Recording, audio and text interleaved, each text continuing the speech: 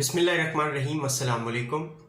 David Ricardo एक English classical economist था जिसने एग्रीकल्चरल लैंड के लिए 1817 में इकोनॉमिक रेंट थ्योरी पेश की, जिसे हम रिकार्डियन थ्योरी ऑफ रेंट कहते हैं। रिकार्डियन थ्योरी ऑफ रेंट क्या है, इसकी एग्जाम्पल क्या हो सकती है और इस थ्योरी की क्या एजम्पशंस हैं, इन तफसीलात के साथ मैं हूँ आपका होस्ट इकबाल आरिफ नकवी और आप इकोनॉमिस्ट पॉइंट देख रहे हैं। Let we proceed to the definition of Ricardian theory of rent. That portion of earth produce which is paid to the landowner for the use of original and indestructible parts of the soil is called rent. यानी अर्थ की production का वो हिस्सा जो land owner को land को originally इस्तेमाल करने के बदले में पे किया जाता है, हम उसको रेंट कहते हैं।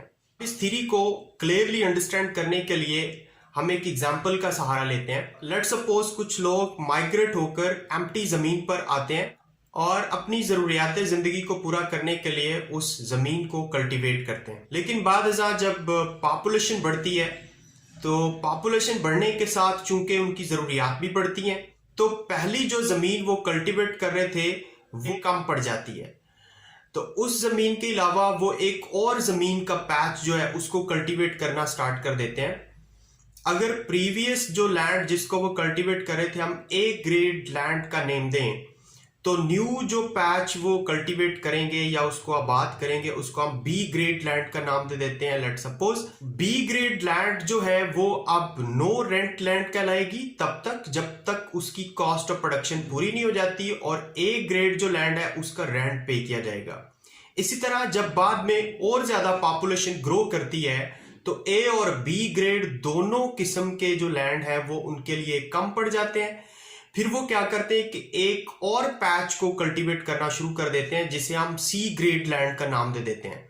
अब जब तक उस सी ग्रेड लैंड जो है वो फर्टाइल नहीं होती और उसकी कॉस्ट ऑफ प्रोडक्शन पूरी नहीं होती, वो नो रेंट लैंड कहलाएगी और ए और बी का रेंट चार्ज किया जाएगा। इसी तरह जब अगेन पॉपुलेशन का बढ़ने का सिलसिला जारी रहता है और लोग पॉपुलेशन बढ़ने की वजह से एक और पैच जमीन का जो है उसको आबाद करते हैं, उस पर कल्टीवेशन स्टार्ट कर देते हैं। उसको हम अगर डी ग्रेड लैंड का नाम दें तो वो नो रेंट लैंड कहलाएगी, जबकि सी, बी और ए तीनों ग्रेड्स का रेंट चार्ज किया जाएगा और इसी तरह ये सिलसिला चलता रहेगा। इस एग्जाम्पल को फर्दर क्लियरली अंडरस्टैंड करने के लिए हम पुथेटिकली एक टेबल और डायग्राम का सहारा भी ले सकते हैं। जैसा कि आप अपनी स्क्रीन पे देख रहे हैं, एक टेबल आपको नजर आ रहा है। इस टेबल के अंदर 3 कॉलम्स हैं। फर्स्ट कॉलम के अंदर ग्रेड्स ऑफ लैंड को मेंशन किया गया, सेकंड कॉलम में प्रोडक्शन ऑफ लैंड को मेंशन किया गया है, तीसरे कॉलम में रेंट को कैलकुलेट किया गया। अगर आप इसमें गौर से देखें तो डी ग्रेड लैंड जो है उसकी टोटल जो प्रोडक्शन है वो 20 क्विंटल्स पर हेक्टर है और उसकी डी ग्रेड लैंड की कॉस्ट ऑफ प्रोडक्शन भी 20 है चूंकि, तो इसलिए वो नो रेंट लैंड कहलाती है। 20 में से 20 को सब्ट्रैक्ट करके 0 रेंट जो है वो लैंड ओनर को पे किया जा रहा है। जबकि इसके ऊपर हम सी ग्रेड लैंड की अगर बात करें तो सी ग्रेड लैंड की जो टोटल प्रोडक्शन है वो 35 आपको दिखाई दे रही है और जो मिनिमम कॉस्ट है इसकी वो 20 क्विंटल्स है। अगर हम 35 से 20 क्विंटल्स को माइनस कर दें तो 15 क्विंटल रेंट लैंड ओनर को पे किया जाएगा। इसी तरह हम बी ग्रेड लैंड की अगर बात करें तो बी ग्रेड लैंड के अंदर टोटल जो प्रोडक्शन है वो 50 क्विंटल्स है और जो मिनिमम कॉस्ट है वो चूंकि 20 क्विंटल्स है, तो इसलिए 50 में से 20 को माइनस करेंगे तो 30 क्विंटल जो है that will be the rent paid to the land owners. Again अगर हम ए ग्रेड लैंड की बात करें तो ए ग्रेड लैंड सबसे ज्यादा फर्टाइल है, वो सबसे ज्यादा प्रोडक्शन दे रही है, 60 क्विंटल पर हेक्टर, 20 क्विंटल्स उसके ऊपर कॉस्ट आ रही है। अगर हम उस कॉस्ट ऑफ प्रोडक्शन को माइनस कर दें 20 को तो बाकी 40 क्विंटल्स जो है वो रेंट पे किया जाएगा लैंड ओनर को। इसी डाटा को ग्राफिकली शो करने के लिए अगर आप देखें तो आपकी स्क्रीन पे ये एक डायग्राम नजर आ रही है जिसमें वाई एक्सिस के ऊपर हमने लैंड की प्रोडक्शन को शो किया है और एक्स एक्सिस के ऊपर हमने ग्रेड्स ऑफ लैंड को मेंशन किया है। ग्रेड्स ऑफ लैंड की प्रोडक्शन के मुताबिक एक बार चार्ट की तरह या हिस्टोग्राम की तरह हमने प्रोडक्शन को रेस किया है, लेकिन इस डायग्राम के अंदर अगर आप देखें तो शेडेड रीजन में रेंट को शो किया गया है।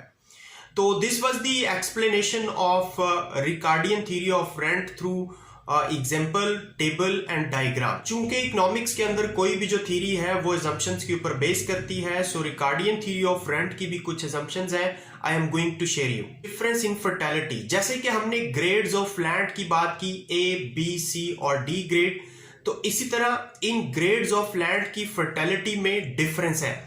ए ग्रेड जो लैंड है वो सबसे ज्यादा फर्टाइल है, जो बी है वो उससे लेस है, सी जो है वो ए और बी दोनों की निस्बत लेस फर्टाइल है, और डी ग्रेड सबसे लीस्ट फर्टाइल है। Second assumption is of perfect competition. हम ये सपोज करते हैं कि हम ऐसे मार्केट स्ट्रक्चर की बात करें जहां पे perfectly competitive market structure exist करता है, मतलब प्रोड्यूसर्स को और लैंड ओनर्स को परफेक्ट नॉलेज है, एक जैसी कॉस्ट ऑफ प्रोडक्शन जो है वो चारों ग्रेड्स ऑफ लैंड के ऊपर आती है, और फर्म का मकसद अपने प्रॉफिट को मैक्सिमाइज करना होता है, और मार्केट जो है वो एफिशिएंट होती है। Law of diminishing return apply, जैसे जैसे ग्रेड्स ऑफ लैंड को अप्लाई किया जाता है तो law of diminishing return apply होता है, यानी पर यूनिट जो आउटपुट है वो कम से कम होती जाती है जैसे ही फर्दर ग्रेड्स ऑफ लैंड को अप्लाई किया जाता है। There is another assumption of no rent land, ऐसी लैंड जिसकी सिर्फ और सिर्फ कॉस्ट ऑफ प्रोडक्शन ही पूरी होगी, कोई ग्रोवर को बेनिफिट नहीं होगा, उसको हम नो रेंट लैंड का नेम देते हैं। जैसा कि हमने टेबल और डायग्राम के अंदर डी ग्रेड लैंड को डिस्कस किया कि उसकी सिर्फ कॉस्ट ऑफ प्रोडक्शन 20 क्विंटल्स ही पूरी हो रही थी, सो वो नो रेंट लैंड कहलाती है।